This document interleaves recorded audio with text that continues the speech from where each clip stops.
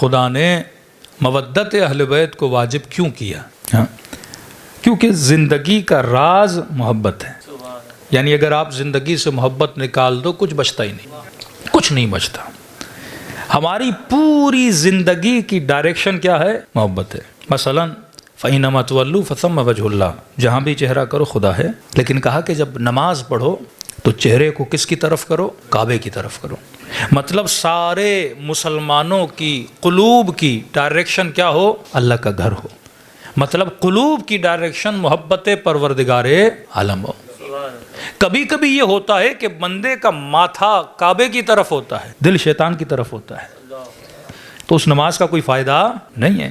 اصل ہے قلب میں اگر محبت ہو. یہ ڈائریکشن تو ایک ظاہری اشارہ ہے کہ اے مسلمان، چاہے شیعہ ہے چاہے سنی ہے، دنیا کے کسی بھی کونے میں ہو، اتحاد پیدا کرو محبت کے اعتبار سے کہ تمہارے قلوب کی ڈائریکشن پروردگار عالم کا گھر ہونا چاہیے.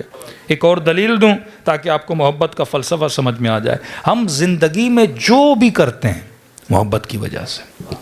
اصل ہمارا موٹیو کون ہے؟ محبت ہے. کوئی بندہ پاکستان میں، کوئی بندہ پاکستان کے باہر ہے، کوئی بندہ گھر بنانا چاہتا ہے، کسی کو شوق ہے میں گاڑیاں خریدوں. یہ جو شوق ہوتا ہے نا، اس کا بیس بھی محبت ہوتی ہے. مطلب اگر آپ کے دل میں محبت نہیں تو آپ کے وجود میں حرکت نہیں.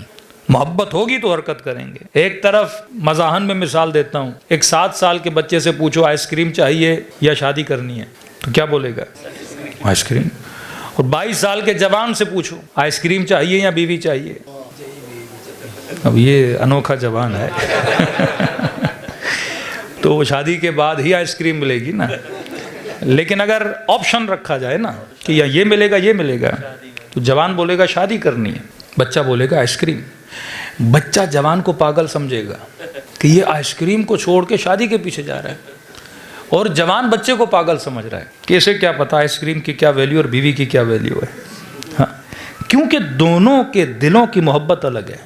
محبت موٹیو ہے نا، محرک ہے.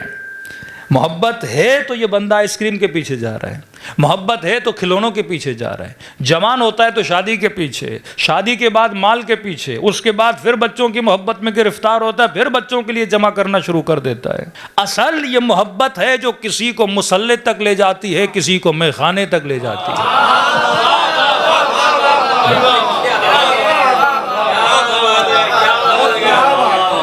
آپ کا محرک اصل میں محبت ہے. جس کی محبت آئے گی آپ اسی کے پیچھے لگو گے. محبت علی کی ہے تو بندہ علی کے پیچھے. قصور مسلمان کا نہیں ہے، مسئلہ محبت کا ہے. تبھی خدا نے کہا کہ میں محبتوں سے تجھے نہیں روکتا، میں شروع میں بتا رہا ہوں کہ محبت کا چناؤ اچھا ہونا چاہیے.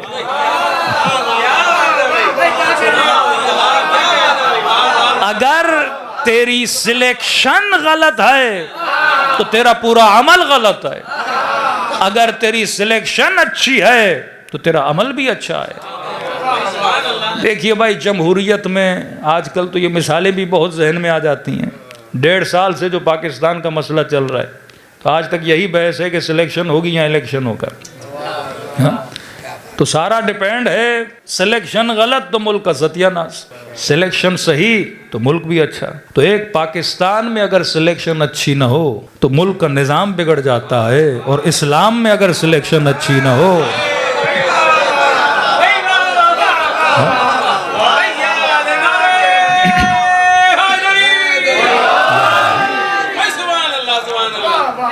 سارا معاملہ انسان کے انتخاب کا ہے.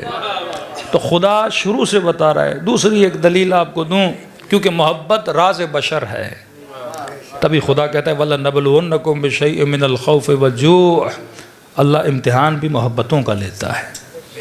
بندہ روتا محبت کی وجہ سے، گڑ گڑاتا محبت کی وجہ سے. خدا نخواستہ جوان کو کسی غلط شخص سے محبت ہو گئی. میں نے زندگیاں تباہ ہوتے ہوئے دیکھی ہیں، پہلے پتہ نہیں لگتا. شکار ہو گیا محبت کا، زندگی تباہ ہو جاتی ہے. کوئی مال کی محبت کی وجہ سے، کوئی شہرت کی محبت کی وجہ سے، کوئی مقام کی محبت کی وجہ سے. ہاں، یہ محبتیں ہیں جو بندے کو تباہ کرتی ہیں. لیکن خدا نے رأس المحبہ اگر کسی چیز کو رکھا، وہ مودت اہل بیت کو رکھا. یہ وہ محبت ہے جو بندے کو بگڑنے نہیں دیتی. دوسرا سوال آپ سے کروں، مومنین اکثر کربلا جاتے ہیں، 40 میں ہمیں بہت سننے میں آتا ہے، کہتے ہیں کہ کربلا مومن کی جنت ہے، کربلا مومن کی جنت ہے۔ اب میں لفظوں کو دہرانے کا عادی نہیں ہوں، میں ہر بات پہ سوال کرنے کا عادی ہوں، تو آپ سے سوال یہ ہے کہ مومن کی جنت کربلا کیوں ہے؟ اصلاً کربلا ہے کیا یا جنت ہے کیا؟ کیا آپ یہ بولتے ہو کہ کربلا مومن کی جنت ہے؟ جنت کسے بولتے ہیں؟ قرآن تو یہ بولے جنت میں حوریں، جنت میں غلما، جنت میں ہریالی، جنت میں دودھ کی نہریں، جنت میں شہد کی نہریں، جنت میں آسائش، جنت میں تکیے، جنت میں جو پوچھا جائے وہ بندے کو چیز مل جائے۔ اور تعجب کا عالم یہ ہے کہ بندہ کربلا کی سرزمین پہ اترا، 3 دن مشی کی، پاؤں میں چھالے پڑ گئے، گھٹنوں میں بل پڑ گئے، بندہ تھکا ہوا ٹوٹا ہوا، پسینے کا عالم ہے، اتنی تکلیف اٹھانے کے بعد بھی بولے کہ کربلا مومن کی جنت ہے۔ تو کیا جنت تکلیف کا نام ہے؟ جنت پاؤں کے چھالوں کا نام ہے؟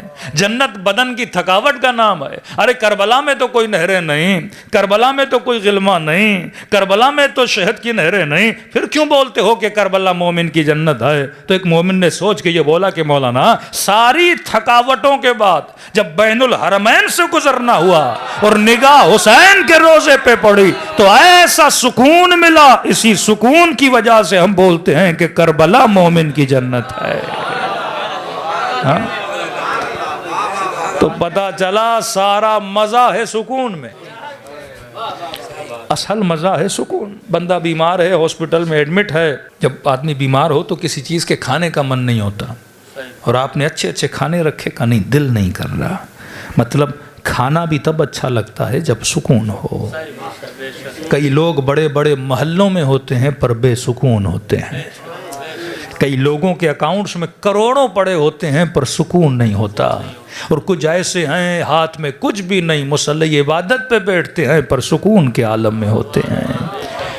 کہ علماء فرماتے ہیں یزید تخت پر بیٹھ کر بھی بے سکون تھا، اور سیدہ زینب کے ہاتھوں میں رسیاں تھیں پر سکون کے ساتھ کھڑی تھیں۔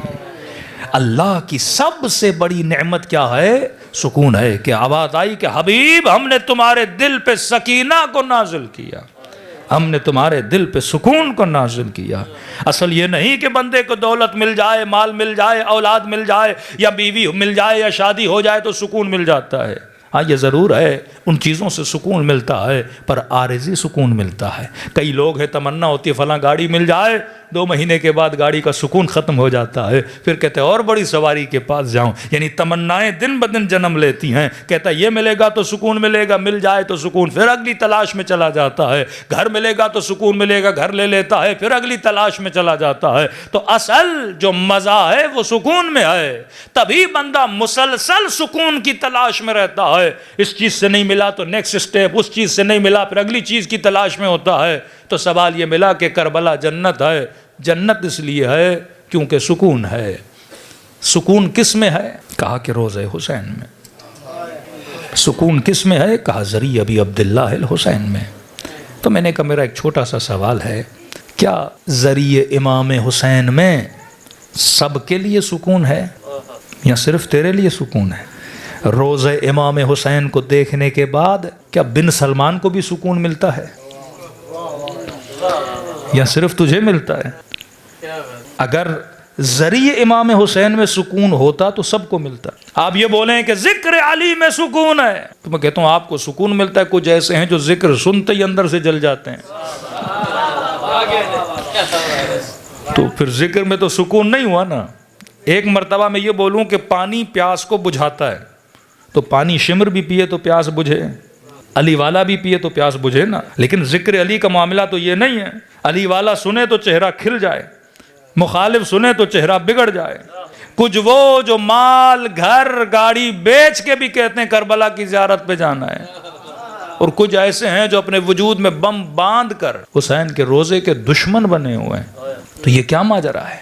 کسی کو بتوں سے سکون ملے، کسی کو ذریعہ حسین سے سکون ملے۔ کوئی چرچ میں جاتا ہے تو سکون لیتا ہے، کوئی مسجد میں آتا ہے تو سکون لیتا ہے۔ سکون کا ریزن کیا ہے؟ مجھے امام کی ذریعے سے سکون مل رہا ہے، دشمن حسین کو سکون نہیں مل رہا۔ میں اگر چہرے ابی عبداللہ الحسین کو دیکھوں تو باغ باغ ہو جاؤں، لیکن ایک وہ تھا جو امام کے سینے پر تھا، اور حسین بار بار یہ کہتے رہے کہ میرے چہرے کو دیکھ، لیکن کہتا نہیں حسین میں نہیں دیکھوں گا، مجھے خوف ہے تیرے چہرے کو دیکھوں تو میرے ارادوں کو بدل نہ دے۔ کچھ وہ ہیں جو تمنائے سیمائے حسین کر رہے ہیں، اور کچھ وہ ہے جو حسین کے سینے پہ سوار ہو کے گلو امام پہ خنجر چلا رہا ہے۔ یہ ماجرا کیا ہے؟ کسی کو شوق زیارت ہے، کوئی شوق قتل حسین رکھ رہا ہے۔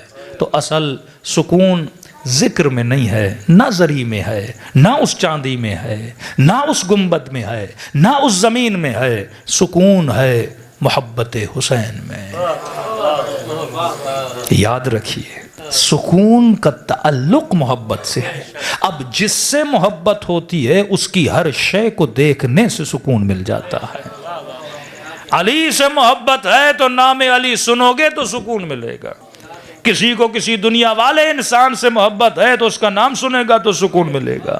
لوگوں کے افیلیشن سیاسی پارٹیوں کے ساتھ ہوتی ہے، اپنے لیڈرز کا نام سنتے ہیں تو سکون ملتا ہے۔ تبھی خدا نے شرط رکھی، بندہ خدا یہ نہیں کہ تجھے سکون صرف عبادت میں مل رہا ہے تو فلاں دشمن کو مثلا خدا نخواستہ شراب میں سکون نہیں ملے گا، نشے میں سکون نہیں ملے گا، بت خانے میں سکون نہیں ملے گا۔ جس سے محبت کرے گا اس کے ساتھ بیٹھے گا تو سکون ملے گا۔ اگر کسی انسان سے محبت کی اس کی رفاقت میں سکون ملے گا، اگر خدا سے محبت کی تو اللہ کی ہم نوائی میں سکون ملے گا۔ تو اللہ نے شرط رکھی، سکون کا تعلق محبت سے ہے، تبھی شرط رکھ دی کہ بندے خدا جب محبت کرو تو یہ سوچا کرو کہ یہ نجس محبت ہے یا پاک محبت ہے۔ نجاست میں بھی کبھی کبھی انسان سکون کو تلاش کرتا ہے، لیکن ٹیمپریری سکون ہوتا ہے۔ ابدی سکون اگر چاہیے جو قبر کے دہانے تک تیرے ساتھ ہو، وہ عشق خدا کی محبت ہے، وہ عشق محمد اور آل محمد کی محبت ہے۔ یہ وہ محبت ہے جو کبھی پرانی نہیں ہوتی۔ ایران کے ایک ذاکر ہیں حمید علیمی، بہت اچھا ذاکر ہے۔ اس کا ایک فارسی شعر ہے، میں نے بڑے شاعروں کو بولا اس کا اگر ترجمہ اردو میں ہو تو بہت ہی۔ ایرانیوں کی ایک عادت ہے جب وہ اہل بیت سے ہم کلام ہوتے ہیں تو بڑے خودمونی ہوتے ہیں، مطلب بڑا فرینکلی بات کرتے ہیں۔ پاکستان میں پھر ایک ادب کا رشتہ بہت زیادہ ہے تو ہم اتنے فرینک نہیں ہوتے اہل بیت علیہ الصلوۃ والسلام سے۔ تو وہ امام حسین کو مخاطب کرتا ہے۔ اب حمید علیمی وہ ہے جو 13 سال سے نوحہ خوانی کر رہا ہے۔ اب اس وقت ایج کے اس حصے میں ہے کہ داڑھی اس کی سفید ہو چکی ہے، بال جھڑ چکے ہیں۔ تو امام حسین کو کہتا ہے حواست ہست، یعنی مولا حسین کیا آپ کی توجہ ہے میری طرف؟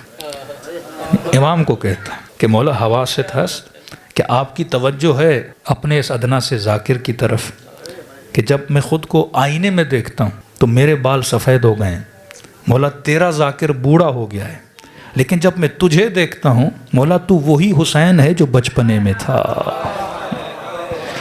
یعنی جو حسین میں بچپن سے سنتا آ رہا ہوں آج بھی حسین تو وہی ہے، لیکن مولا ذرا اپنے ذاکر کو دیکھ، یہ دن بدن بوڑھا ہوتا جا رہا ہے، یہ دن بدن فرسودہ ہوتا جا رہا ہے۔ تو ہر محبت ایک مقام پہ دم توڑ دیتی ہے۔